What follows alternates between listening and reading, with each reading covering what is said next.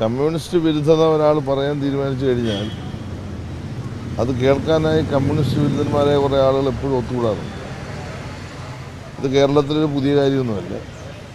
CPM-നെതിരായി ഇത്തരത്തിൽ പാർട്ടി വിരുദ്ധ നിലപാടുകൾ സ്വീകരിച്ച് ഇത്തരം ചില സമ്മേളനങ്ങൾ സംഘടിപ്പിക്കുമ്പോൾ പാർട്ടി വിരോധികൾ ഒത്തുകൂടും. എന്താണ് പറയുന്നത് കേൾക്കാൻ ഒത്തുകൂടും. അതിൽ സംതൃപ്തിയുള്ള കുറച്ചാളുകളുണ്ടല്ലോ. അതിനപ്പുറത്തേക്ക് അതിനെ കാണേണ്ട കാര്യമില്ല. അത് ഒരു ബൂമറാങ് പോലെ വന്നത് അതുപോലെ തന്നെ അവസാനിച്ചു.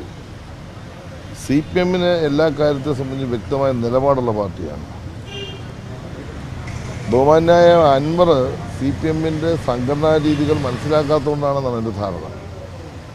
ഇപ്പോൾ വളരെ കാലമായി പ്രവർത്തിക്കുന്ന ഞങ്ങൾക്കെല്ലാം അനുഭവം ഉണ്ടല്ലോ. പാർട്ടിക്ക് മുമ്പിലൊരു പരാതി വരുന്നു, സർക്കാരിൻ്റെ മുമ്പിലൊരു പരാതി കൊടുക്കുന്നു, പരാതിയെപ്പറ്റി അന്വേഷിച്ച് പരാതിക്ക് പരിഹാരം കാണുക, അല്ലെങ്കിൽ അതിനെന്തെങ്കിലും ശരിമയുണ്ടെങ്കിൽ ആ ശരിമ പരിശോധിച്ച് നിലപാട് സ്വീകരിക്കുക. പരാതി കൊടുത്തതിന് പിറ്റേ ദിവസം മുതൽ പത്രസമ്മേളനം നടത്തി ഗവൺമെൻറ്റിനെയും പാർട്ടി ആക്ഷേപിക്കുക. അതിനുശേഷം കേരളത്തിൻ്റെ ഏറ്റവും പ്രിയപ്പെട്ട മുഖ്യമന്ത്രി ശ്രീ പിണറായി വിജയൻ എന്ന് പറയുന്നത് നിങ്ങൾ എത്രമാത്രം വിമർശിച്ചാലും എത്രമാത്രം ആക്രമിച്ചാലും തളരാത്ത രാഷ്ട്രീയ ജീവിതത്തിൻ്റെ ഉടമയാണ് അദ്ദേഹം. കാരണം അദ്ദേഹം തന്നെ പറഞ്ഞിട്ടുണ്ടല്ലോ, കയ്യിൽ കനമുള്ളവൻ പോക്കറ്റിൽ കനമുള്ളവൻ ഭയപ്പെട്ടാൽ മതി. എന്താണ് അദ്ദേഹത്തെ ഇത്രയും കാലം ആക്രമിച്ചിട്ട് അദ്ദേഹത്തെ നേരിടാനൊന്നും കഴിയാതെ പോകുന്നു? അദ്ദേഹത്തെ വ്യക്തിപരമായി ആക്രമിച്ചുകൊണ്ട് കേരളത്തിലെ CPM-നെ നേരിടാം എന്ന് ഏതെങ്കിലും ഒരാൾ ധരിച്ചാൽ അത് വിജയിക്കും. അതേസമയത്ത് അദ്ദേഹത്തിന് ആത്മാർത്ഥം ഉണ്ടായിരുന്നു. ഈ പറയുന്ന കാര്യം കൊണ്ട് ആത്മാർത്ഥം ഉണ്ടായിരുന്നെങ്കിൽ അദ്ദേഹം കൊടുത്ത പരാതിയുടെ തീരുമാനം എന്താണ് എന്ന് അറിഞ്ഞതിന് ശേഷം പ്രതികരിക്കാമായിരുന്നു. ഉപയോഗിച്ചുകൊണ്ട് ഇതിനെ അതിജീവിച്ച് അതിവേഗം CPM ശക്തി പ്രാപിക്കും. ഒരു സംശയം വേണ്ട. നിങ്ങൾ ഉദ്ദേശിക്കുന്ന പാർലമെന്റ് തെരഞ്ഞെടുപ്പിൽ ഒരു പരാജയം വന്നപ്പോൾ കേരളത്തിൽ CPM ഒഴിച്ചുപോയി എന്നൊന്നും നിങ്ങൾ കാണണ്ട. CPM-ൻ്റെ അടിത്തറയിൽ ഒരു പോറലുണ്ടാക്കാൻ ഒരാൾക്കും കഴിയില്ല. അത്രമാത്രം സുശക്തമായ സംഘടനാ സംവിധാനമുള്ള ഒരു പാർട്ടിയാണ് കേരളത്തിലെ CPM. അതിന് പാർലമെന്റ് തെരഞ്ഞെടുപ്പിൽ ദേശീയ രാഷ്ട്രീയത്തിൻ്റെ ഭാഗമായി കുറച്ച് വോട്ട് UDF-നും അങ്ങോട്ട് അനുകൂലമായി പോയി എന്നതിനപ്പുറം അസംബ്ലി തെരഞ്ഞെടുപ്പ് പഞ്ചായത്ത് ഇലക്ഷനായിട്ട് കാണാം. അതിശക്തമായി തിരിച്ചുവരായിരിക്കും കേരളത്തിൽ CPM ഇടതുപക്ഷം നടത്താൻ പോകുന്നത്. ഈ മുഖ്യമന്ത്രിക്കും പാർട്ടിക്കും എതിരെ ഒന്നും പറയാതെ ഈ പരാതികൾ മാത്രം അൻവർ പുറത്തു പറഞ്ഞപ്പോൾ ഈ അൻവറിനെ സ്വർണ്ണക്കള്ളക്കടത്തുകാരുടെ ആളായിട്ട് മുഖ്യമന്ത്രിയാണ് ആദ്യം ചിത്രീകരിച്ചത്. അതിനുശേഷമാണ് അൻവർ പൊട്ടിത്തെറിച്ച ഒരു സാഹചര്യം ഉണ്ടായത്. അതൊക്കെ അദ്ദേഹത്തിന് തോന്നിയ കാര്യം. മുഖ്യമന്ത്രി വളരെ വ്യക്തമായിട്ട് തന്നെ പറഞ്ഞത്. ഈ കള്ളക്കടത്തിനെ പറ്റി പറയുമ്പോൾ അതിന് അൻവറിനെ പറ്റിയാണ് നിങ്ങൾ ധരിക്കുന്നത്. അങ്ങനെയൊന്നുമല്ല മുഖ്യമന്ത്രി പറഞ്ഞത്. ഞങ്ങളുടെ ഭാഗത്തുനിന്ന് ഇതുവരെ അദ്ദേഹത്തെ വ്യക്തിപരമായി ആക്ഷേപിക്കുന്ന ഒരു കാര്യവും പറഞ്ഞിട്ടില്ല. ഞങ്ങളുടെ പാർട്ടി സെക്രട്ടറി പത്രസമ്മേളനം നടത്തി. ഞങ്ങളുടെ മുഖ്യമന്ത്രി ഡൽഹിയിൽ അഭിപ്രായം പറഞ്ഞു.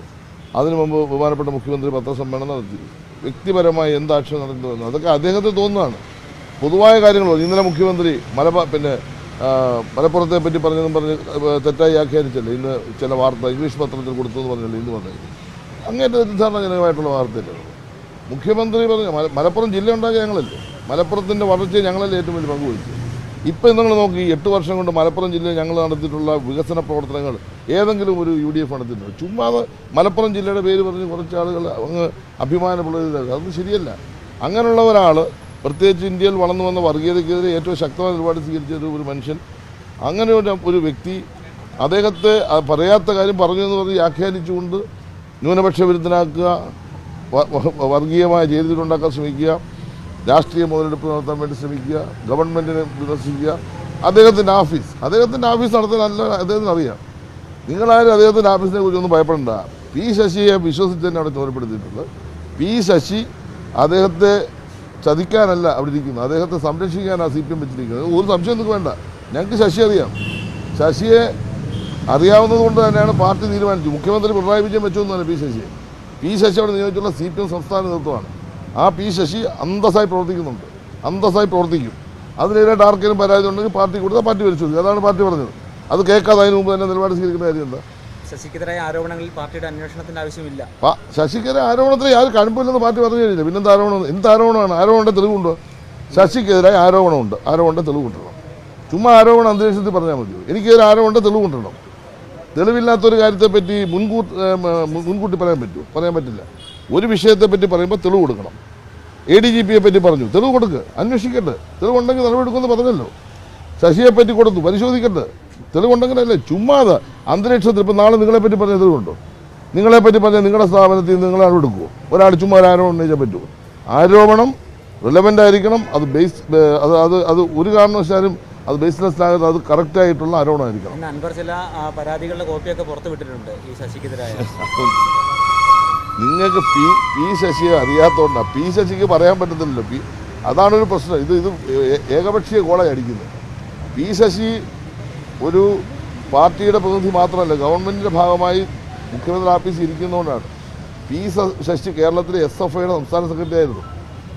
പി ശശി കേരളത്തിലെ വിദ്യാർത്ഥി പ്രസ്ഥാനം കെട്ടിപ്പടുത്ത ആളാണ്. ആ പി ശശിക്ക് ഒന്നും പറയാൻ പറ്റുന്നില്ല. പറയാൻ പറ്റാത്ത പറഞ്ഞാൽ ഒരു പോസ്റ്റ് ഇരിക്കുന്നുണ്ട്. അങ്ങനെ പറയാൻ അറിയാൻ വയ്യാത്തൊന്നും ആളൊന്നുമല്ല പി ശശി.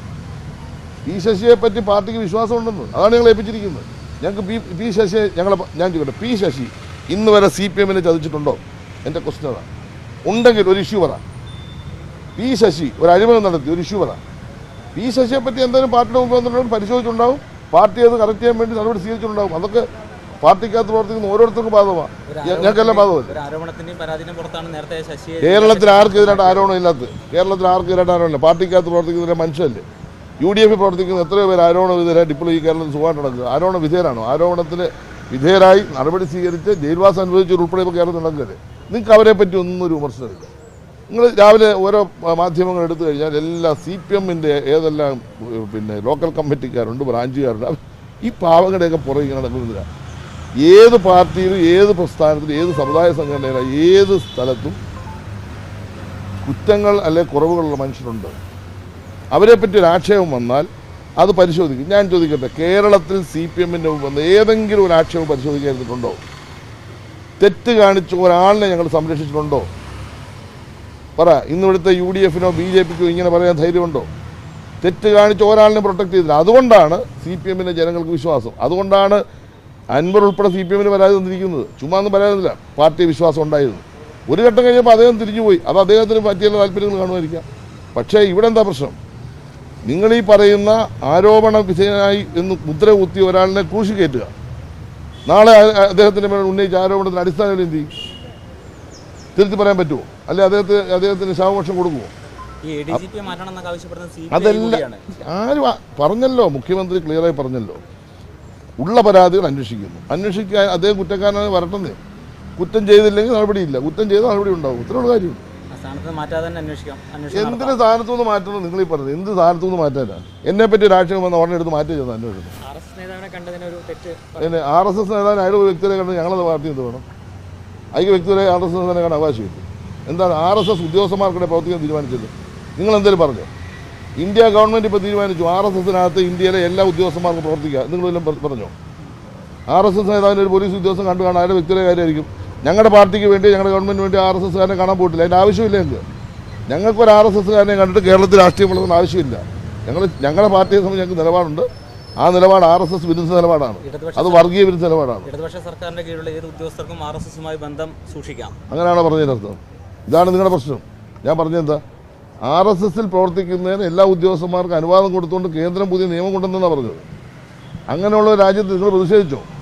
ഒരു RSSകാരനെ കാണാൻ പോയി എന്നതിൻ്റെ പേരിൽ അത് ഞങ്ങളെന്ത് വേണം? അതിക്ക് കാണാൻ പോകുന്നതിന് എന്താ? ADGPക്കോ അല്ലെങ്കിൽ ആർക്കോ കാണാൻ പോകുന്നത് ഞങ്ങൾക്ക് തടസ്സപ്പെടുത്താൻ പറ്റും. അതേപോലെ കാണുന്നത് എന്താ പ്രശ്നം എന്നുള്ള പോലീസ് അന്വേഷിക്കുന്നുണ്ടല്ലോ. DGP തന്നെ ഇപ്പോൾ അന്വേഷിക്കുന്നു. കാര്യം പുറത്തു വരുമല്ലോ. പുറത്തു വരുമ്പോൾ ഞങ്ങൾ നിയോഗിച്ചതോ ഞങ്ങൾ ചുമതലപ്പെടുത്തിയതോ ഗവൺമെൻറ്റുമായി ബന്ധപ്പെട്ടോ ഒരു വിഷയമാണെന്ന് പുറത്തു വരട്ടെ. വരുവാണെങ്കിൽ നടപടി സ്വീകരിക്കുന്നതിന് ഉറപ്പല്ലേ? CPIക്ക് ഒരു കുഴപ്പമില്ല. നിങ്ങൾ CPIയെ കുറിച്ച് നിങ്ങൾക്ക് CPIയെ പറ്റി എന്തറിയും? CPI എന്ന് പറയുന്നത് നിങ്ങൾക്ക് CPIയെ പറ്റി അറിയാൻ വയ്യാത്ത കാര്യം. CPI കമ്മ്യൂണിസ്റ്റ് പാർട്ടിയാണ്. കമ്മ്യൂണിസ്റ്റ് പാർട്ടി എവിടെ നിൽക്കണമെന്ന് കൃത്യമായി CPMനും CPIക്കും അറിയാം. അതൊക്കെ എന്ന് ഞങ്ങൾ ഒരു അമ്മയുടെ മക്കളാണ്. ഒരു ഇഞ്ച് അങ്ങോട്ടും ഇങ്ങോട്ടും ചരിക്കും നിങ്ങൾ ധരിക്കേണ്ട. നിങ്ങൾ ആ വെള്ളമൊക്കെ വാങ്ങി വെച്ചാൽ അതൊക്കെ കേരളത്തിലെ കമ്മ്യൂണിസ്റ്റ് പാർട്ടി ഒന്നിച്ച് നിൽക്കും. ഒന്നിച്ചേ പോത്തുള്ളൂ. ഒന്നിച്ച് തന്നെ മുന്നോട്ട് ഫൈറ്റ് ചെയ്യും. ഞങ്ങൾ അടുത്ത നിയമസഭാ തെരഞ്ഞെടുപ്പിലും പഞ്ചായത്ത് തെരഞ്ഞെടുപ്പിലും വലിയ ഭൂരിപക്ഷം തിരിച്ചു വരും. അപ്പം നിങ്ങൾ വരണം. നമുക്ക് അന്നേരം സംസാരിക്കാം.